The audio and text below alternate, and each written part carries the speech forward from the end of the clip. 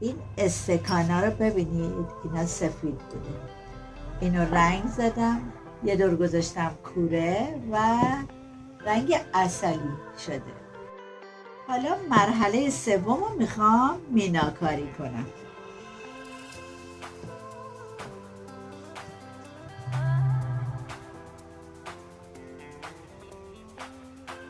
این کار میناکاریه که پرحرارت ترین مرحله کور است.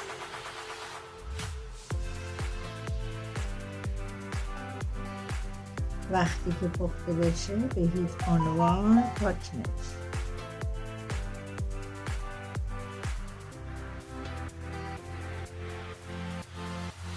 اینو میخوایم طرح انگاره بزنیم که سفارش مشتریه.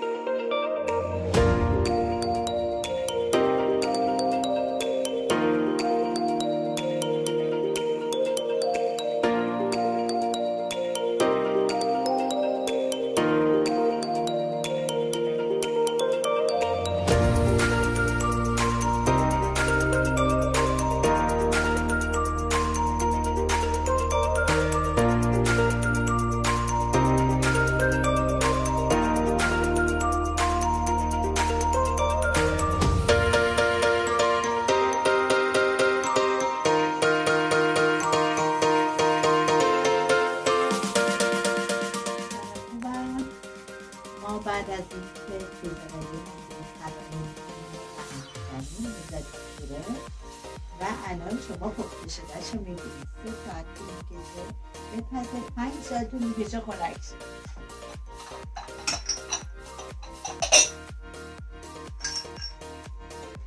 این کوزه قلیون رو ببینید، این قرمزه خامه، وقتی پخته میشه چقدر قشنگ و براق میشه.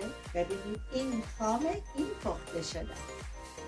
مرحله دومشه که براق و خوش رنگ در میاد. یه استکان نلبکی گذاشتیم روش و یه قندون شده چای یه نفره قند پهلو فوق‌العاده برجسته شده. ببینید بعد از پخت دیگه این آماده استفاده است.